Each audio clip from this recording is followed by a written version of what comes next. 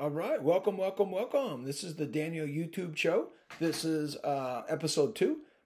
I am the Daniel, and episode 1 was called Audition. I think this episode is going to be called Simulation. This is a live show, so like, comment, and share, and then let me know what you want to talk about. That's kind of the point of this show. But for the first couple, I'm just going to do some topics. So the last one was just me auditioning to you. Sorry, let me, if this is in the way so you can see me, but I don't know, pretty low tech. I still like that little low tech studio here, but fun nonetheless. I got an intro song. Let me play it, and then we shall begin. All right. Dare to be a Daniel, dare to stand alone, dare to have a purpose firm, dare to make it known. Standing by a purpose true, heeding God's command. Honor them, the faithful few. All hail to Daniel's band. Dare to be a Daniel, dare to stand alone, dare to have a purpose firm, dare to make it known. Many mighty men are lost, daring not to stand, who for God has been a host by joining Daniel's band. All right, all right, all right. Welcome to the show. So yeah, I want to call this one Simulation or the Simulator, and I'm gonna go over basic flat Earth.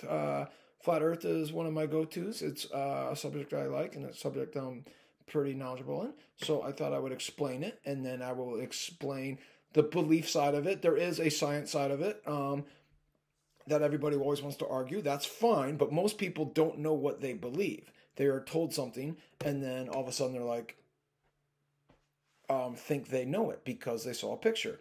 And then that belief lives in their mind without knowing why they believe it. So you can tell me that you believe the Earth is a globe, but I don't think you actually know what you actually believe. If you believe the Earth is a globe, then you think it's a sphere at 26.6 degrees. That's why is this on? That's rotating like 1,000 miles an hour around the sun, and you only see one side of these spheres because of the axis and because of the rotation, but you don't feel the rotation. There's never been an experiment that's ever proven that the Earth is a spinning ball.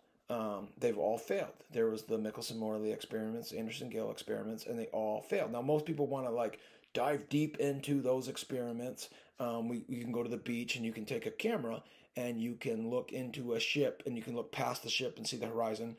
Aristotle said that was the sphere. That was the end of the globe.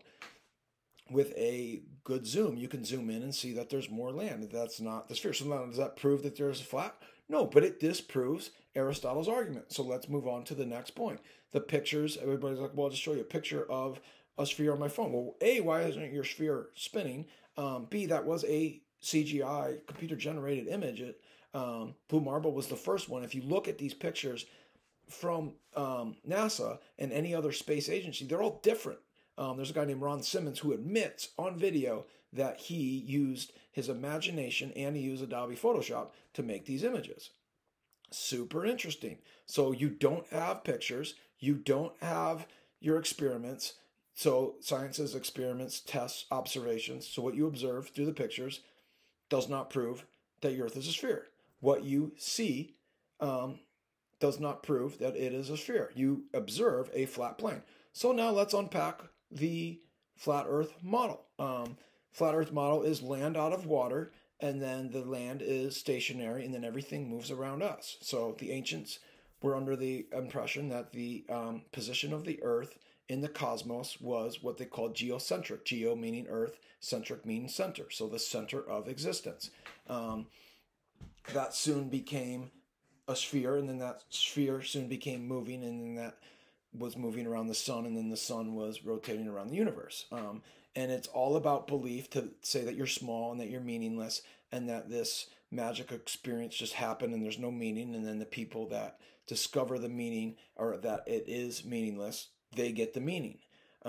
Guys like Nicholas Copernicus, and then it went Galileo, Newton, Einstein. Now it's like the guys like Neil deGrasse Tyson and Michio Kaku and Lawrence Krauss and all those guys. And they're just trying to shift meaning to themselves by telling us this grand story of our position in the cosmos. The cosmos stands for the heavens, or the heavenly realms, and the light's beaming down on us. So the Earth, it seems to be flat and stationary. There seems to be some sort of barrier around the Earth, whether it's an ice wall. Most likely, there was a guy, Richard E. Byrd, that went. He wrote a book called Land Beyond the Poles. So the South Pole is the. If you look at the UN map, the reefs around that's the South Pole. The South Pole is not a center point. It's not some candy cane stick that they just put down in one little peninsula of Antarctica and said you can only travel there. That's basically what happened. He went from New Zealand and he went straight on a boat and he climbed up this ice wall, and there's pictures of it. He wrote a book about it. It's really fascinating. And then there was a mountain out there and he camped out there. And then he did 2 other expeditions. The 2 other expeditions get kind of wild. Hitler was known for going out there. Apparently there was a war out there. One reads like a comic book where there's demons and some say call them aliens. And it gets weird and wacky. I'm not too sure about all that. But there is definitely more land outside this realm. And this realm is encompassed. We're in some sort of puddle with land outside of it. And then in the middle is out of this water. We've never been to the depths of the ocean. They've only dug about 8 miles deep. These are all just emissions from government sources. Now, government loves to do things like tell the truth and then pay for other people to lie and then promote those lies and then pretend like the truth and just bury them in the back of the papers. George Orwell called that doublethink, where you take 2 competing ideologies, put them out, and then let them compete, but only put the money and only put the energy on the one that you want to win. And then they laugh at flat earthers. By the time of Columbus in 1492, it's ridiculous that the idea that they didn't know the America exists. Columbus, I have a book where it says Columbus did not want to go against the church and did say the earth was flat. The whole thing that, you're going to sail off the earth. No, he was confused on the shape of where he was going to land. I mean, he did land in the West East Indies, and he thought he was landing in India, but he did think the earth was the geocentric center of existence itself, what you would call the universe. These are all just words. These are all these words that give beliefs. The true conspiracy is that it's God-centric and there's a God above us powering it and the God's on the throne and you can open it up and see it. And that's what they're hiding.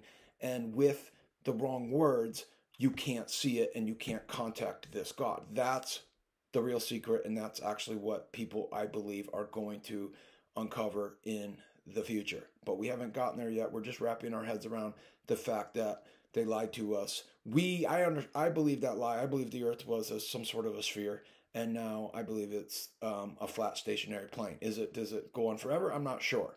Are there mountains? Are there cave systems in these mountains at NORAD at Colorado Springs, Colorado? It sure seems like that. That's what the internet says. Are there openings in other places? Is there a mountain in the center? So the North Pole is in the center. All compasses point to the center. There was a dew line. So above Alaska, and they just made this Mercator line from, they called it the dew line. Now they call it something else and they use radar, and it's very military guarded. There's military down in the South Pole, but the North Pole is really interesting. The ancients call it Mount Meru, Shangri-La. You also have the Garden of Eden story, and that's where tides come from. So the water breathes in to this magnetic mountain every twice a day. And then breathes out, and that's why the water recedes from the oceans and goes out. And there's an ice wall around that as well, and then apparently it's warmer there. Now, I don't have a lot of information. There's one book about a guy going there, and his father got killed by an iceberg or something. There's the lizard people. Apparently, when you go there, you see lizards. I don't know if those were cloned people that then they cast them out to the poles. I'm not sure. There's a lot of speculation. Now, that's speculation. Now, do I believe that speculation? Yeah, versions of it. The science of it, the observations, the tests, the experiments, they point to flat Earth, not to globe Earth. Globe Earth has no legs to stand on. That is a silly ideology. There's just no science behind. We are the true scientists. The flat earthers are definitely uncovering the truth. Now, what I want to talk about is the belief that it gets created in your mind. So I'm going to label this episode simulation. So these pictures create a simulator in your mind. That simulator comes, so it's this Orwellian doublethink idea that you go from nothingness to somethingness. They give you the somethingness, and that somethingness is you can make a great name for yourself, pride. The point of existence is to create existence yourself. That existence is this picture. We live in a system, but don't pretend that system exists. That system is flat earth. That system is geocentrism.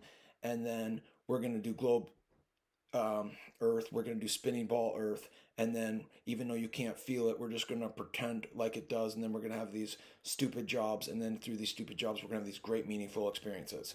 And we're going to feel so great. Oh, yeah. And like Obama. Oh, yeah. She kind of like Ellen, like, yay. Just feel, dude, just being like a cult, all that stuff.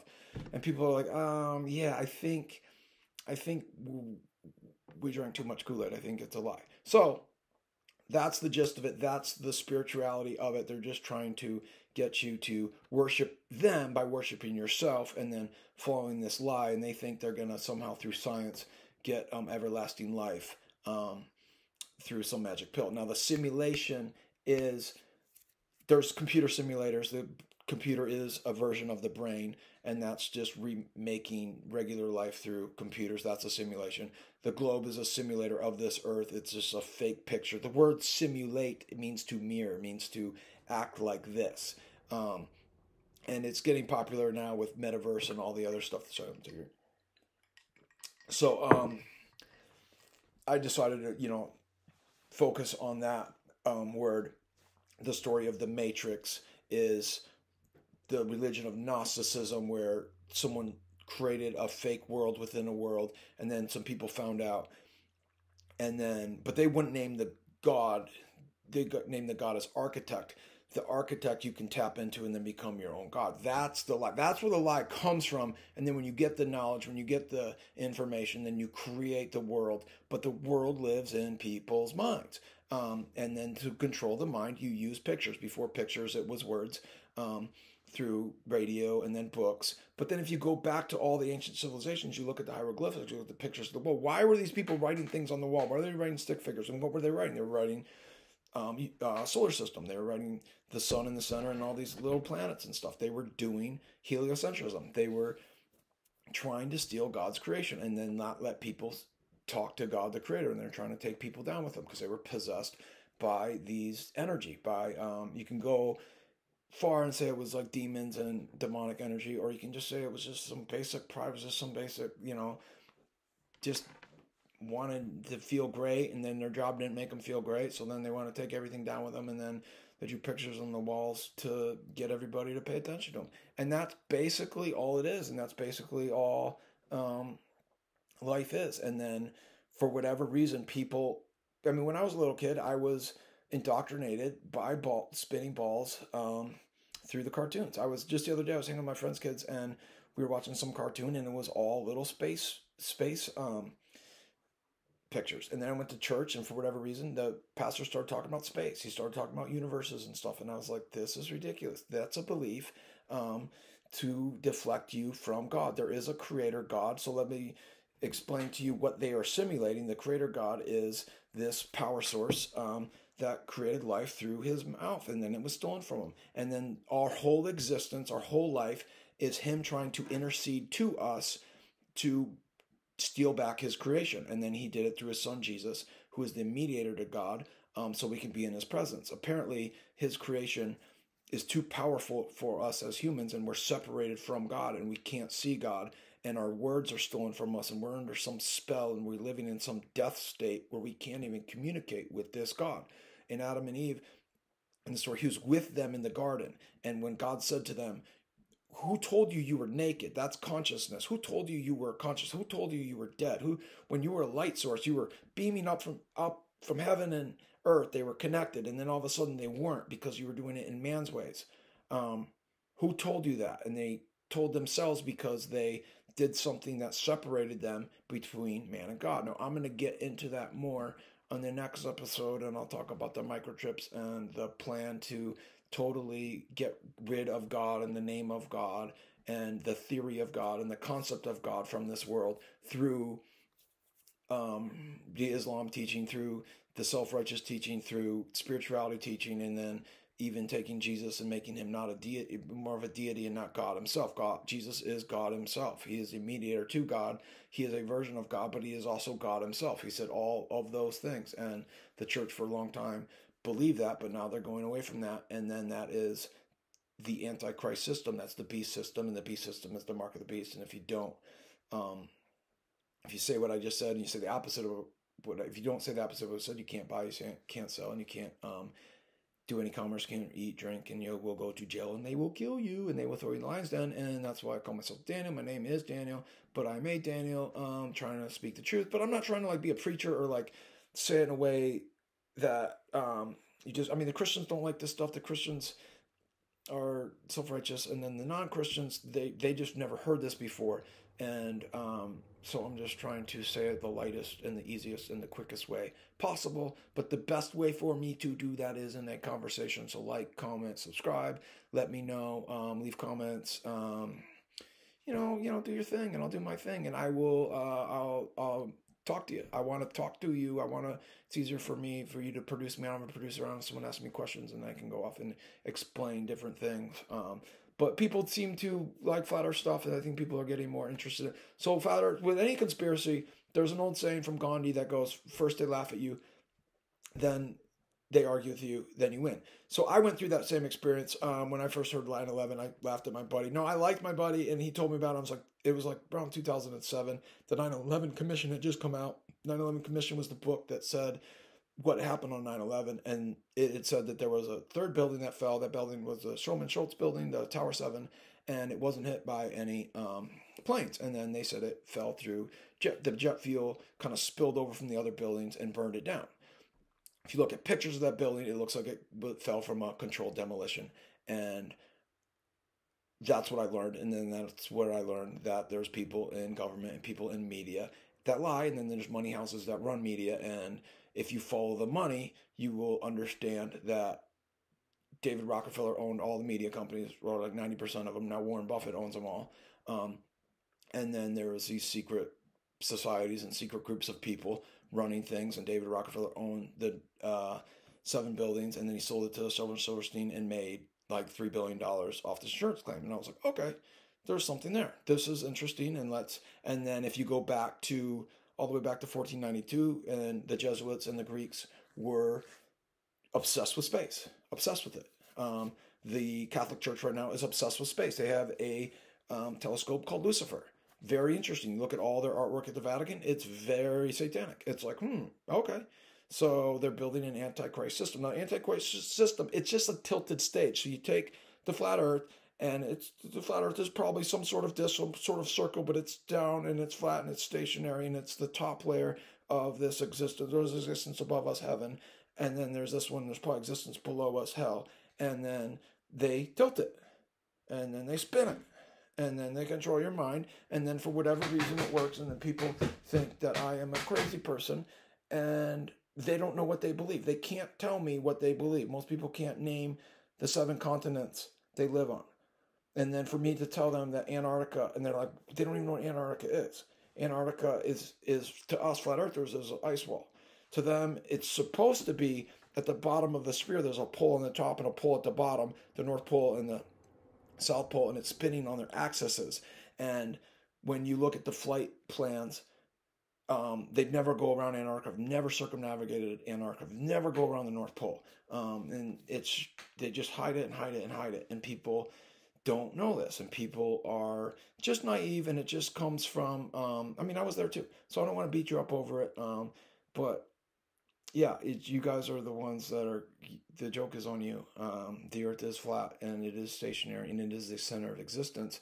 And we're going to pretty soon prove that it's there's a God above it powering it on his throne. And that's what we're going to uncover.